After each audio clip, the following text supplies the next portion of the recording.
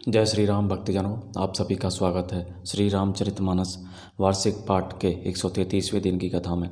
श्री रामचरितमानस वार्षिक पाठ में हम प्रतिदिन 3 दोहे और मंगलवार के दिन 6 दोहे पढ़ते हैं, जिससे हमारी संपूर्ण रामायण 1 वर्ष से पहले 11 महीने में पूर्ण हो जाती है।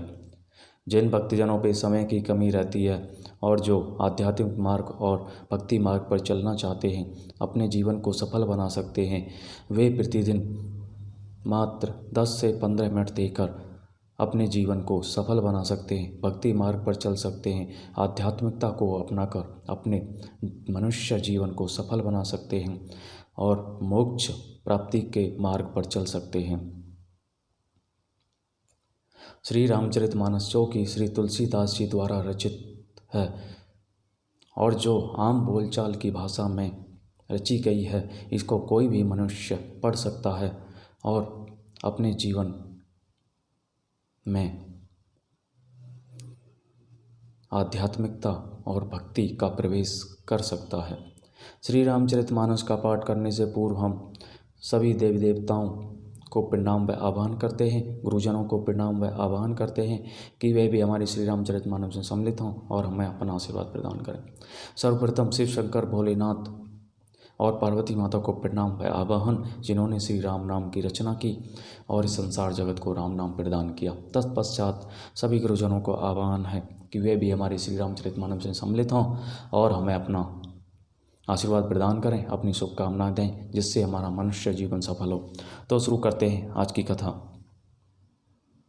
शुद्ध सचिदानंदमय कंद भानुकुल केतु, चरित करत नर अनुहरत संसृति सागर सेतु, मंगल भवन मंगलहारी द्रवौ सदशरथ जर बिहारी, शुद्ध प्रकृति जन्य त्रिगुणों से रहित मायातीत दिव्य मंगल विग्रह सचिदानंद कंद स्वरूप सूर्यकुल के ध्वजारूप भगवान श्री रामचंद्र जी मनुष्यों के सदृश ऐसे चरित्र करते हैं जो संसार रूपी समुद्र के पार उतरने के लिए पुल के समान है। यह सुधी गुह निषाद जब पाई, मुदति लिए प्रिय बंधु बुलाई, लिए फल मूल भेंट भरी भारा, मिलन चले ओ हिय हर सु अपारा। जब निषाद राज गुह ने यह खबर पाई, तब आनंदित होकर उसने अपने प्रियजनों और भाई बंधुओं को बुला लिया और भेंट देने के लिए फल मूल कंद लेकर और उन्हें भारों बहंगनियों में भरकर मिलने के लिए चला। उसके हृदय में हर्ष का पार नहीं था। करी दंडवत बैठ धरी आगे, फिर वो ही बिलोकत अति अनुरागे, सहज सने बेबस रघुराई, पूछी कुशल निकट बैठाई। दंडवत करके भेंट सामने रख कर वह अत्यंत प्रेम से प्रभु को देखने लगा। श्री रघुनाथ जी ने स्वाभाविक स्नेह के वश होकर उसे अपने पास बिठाकर कुशल पूछी। नाथ कुशल पद पंकज देखें, भयऊ भाग भाजन जन लेखें, देव धरिणी धनु धाम तुम्हारा, मैं जनूनी जो सहित परिवार। निषाद राज ने उत्तर दिया, हे नाथ, आपके चरण कमल के दर्शन से ही कुशल है। आपके चरणार बिंदों के दर्शन कर आज मैं भाग्यवान पुरुषों की गिनती में आ गया। हे देव, यह पृथ्वी धन और घर सब आपका है, मैं तो परिवार सहित आपका नीच सेवक हूँ। कृपा करिए पुर धारिय पाऊ, थापिय जनु सबु लोगो, सिहाऊ कहेऊ सत्य सबु सखा सुजाना, मोहि दीन पितु आय सुहाना। अब कृपा करके पुर श्रृंगवेरपुर में पधारिए और उस दास की प्रतिष्ठा बढ़ाइए, जिससे सब लोग मेरे भाग्य की बड़ाई करें। श्री रामचंद्र जी ने कहा, हे सुजान सखा, तुमने जो कुछ कहा सब सत्य है, परंतु पिताजी ने मुझको और ही आज्ञा दी है।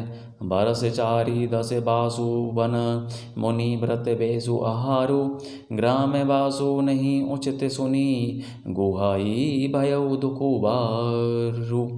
मंगल भवने मंगलहारी, द्रवौ सुदशरथ अजर बिहारी। उनके आज्ञानुसार मुझे 14 वर्ष तक मुनियों का व्रत और वेश धारण कर और मुनियों के योग्य आहार करते हुए वन में ही बसना है। गांव के भीतर निवास करना उचित नहीं है। यह सुनकर गुहा को बड़ा दुख हुआ। राम लखन सिय रूप निहारी, कहीं सह प्रेम ग्राम नर नारी। ते पितु मातु कहु सखी कैसे, जिन्हें पठे वन बालक ऐसे। श्री राम जी, लक्ष्मण जी और सीता जी के रूप को देखकर गांव के स्त्री पुरुष प्रेम के साथ चर्चा करते हैं। कोई कहती है, हे सखी कहो तो वे माता पिता कैसे हैं जिन्होंने ऐसे सुंदर सुकुमार बालकों को वन में भेज दिया। एक कही भल भूपति कीन्हा, लोयन लाहू हमें ही विधि दीन्हा।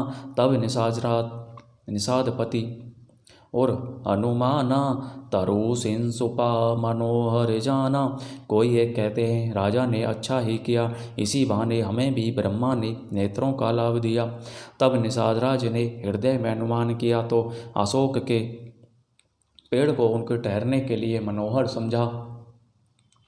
ले रघुनाथ ही ठाऊं दिखावा, कहो राम सब भांति सुहावा। पुरजन करी जोहारु, घर आए रघुवर संध्या करन सिधाए। उसने श्री रघुनाथ जी को ले जाकर वह स्थान दिखाया। श्री रामचंद्र जी ने देखकर कहा कि यह सब प्रकार से सुंदर है। पुरवासी लोग जोहार वंदना करके अपने अपने घर लौटे और श्री रामचंद्र जी ने संध्या करने पधारे। श्री रामचंद्र जी संध्या करने पधारे। गोहा सवारी साथरी डसाई, कुश किस लय मय मृदुल सुहाई। सुचि फल मूल मधुर मृदु जानी, दोना भरी भरी राखे सी पानी। गुह ने इसी बीच कुश और कोमल पत्तों की कोमल और सुंदर साथरी सजाकर बिछा दी और पवित्र मीठे और कोमल देख कर दोनों में भर भर कर फल मूल और पानी रख दिया, अथवा अपने हाथ से फल मूल दोनों में भर भर कर रख दिए। सिय सुमंत्र भ्राता सहित कंद मूल फल खाई, शयन कीन्हे रघुवंश मणि, पाय पलोटत भाई। मंगल भवने अमंगल हारी, द्रवो सुदशरथ अजर बिहारी। सीता जी, सुमंत्र जी और भाई लक्ष्मण जी सहित कंद मूल फल खाकर रघुवंश मणि श्री रामचंद्र जी लेट गए। भाई लक्ष्मण जी उनको पैर दबाने लगे। उठे लखन प्रभु सोवत जानी, कही सचिवहि सोवन मृदु बानी। कछुक दूरी सजीवान सरासन, जागन लगे बैठी बीरासन। फिर प्रभु श्री रामचंद्र जी को सोते जानकर लक्ष्मण जी उठे और कोमल वाणी से मंत्री सुमंत्र जी को सोने के लिए कहकर वहाँ से कुछ दूरी पर धनुष बाण से सज कर वीरासन में बैठकर जागने अर्थात पहरा देने लगे। गुहें बुलाई पाहरू प्रीति, ठाव ठावे राखे अति प्रीति। आपू लखन पही बैठे उजाई, कटी भाती सर चाप चढ़ाई। गुहे ने विश्वास पात्र पहरेदारों को बुलाकर अत्यंत प्रेम से जगह जगह नियुक्त कर दिया और आप कमर में तरकस बांध कर तथा धनुष पर बाण चढ़ाकर लक्ष्मण जी के पास जा बैठा। सोबत प्रभु ही निहारी निषादु, भयो प्रेम बस हृदय विषादु। तनु पुलकित जलु लोचन भई, बचन सह प्रेम लखन सन कही। प्रभु को जमीन पर सोते देखकर प्रेम बस निषाद राज के हृदय में विषाद हो आया। उसका शरीर पुलकित हो गया और नेत्रों से प्रेमाश्रुओं का जल बहने लगा। वह प्रेम सहित लक्ष्मण जी से वचन कहने लगा। भूपति भवन शोभाएं सुहावा, सुरपति सदनु ने पट तर पावा। मणि में रचित चारु चौबारे, जनु रतिपति निज हाथ संवारे। महाराज दशरथ जी का महल तो स्वभाव से ही सुंदर है। इंद्र भवन भी जिसकी समानता नहीं पा सकता। उसमें सुंदर मणियों के रचे चौबारे छत के ऊपर बंगले हैं, जिन्हें मानो रति के पति कामदेव ने अपने ही हाथों सजाकर बनाया है। शुचि सुविचित्र सुभोगमय सुमन सुगंध सुबास पलंग मंजू मणि दीप जहें सब विधि सकल सुपाश मंगल भवनी अमंगल हारी द्रवौषध सिरत अजरे बिहारी। जो पवित्र बड़े ही विलक्षण सुंदर भोग पदार्थों से पूर्ण और फूलों की सुगंध से सुभाषित हैं, जहाँ सुंदर पलंग और मणियों के दीपक हैं तथा सब प्रकार का पूरा आराम है। बोलो जय श्री रामचंद्र की जय। तो इस प्रकार भक्तजनों, आज की कथा का विराम यहीं पर होता है। बोलो जय श्री रामचंद्र की जय। शिव शंकर भोलेनाथ जय, पार्वती माता की जय। सभी देवी देवताओं, सभी गुरुजनों का बहुत बहुत आभार जो हमारी कथा में सम्मिलित हुए और हमें अपना आशीर्वाद प्रदान किया। बोलो जय श्री रामचंद्र की जय। जय श्री राम, जय श्री राम।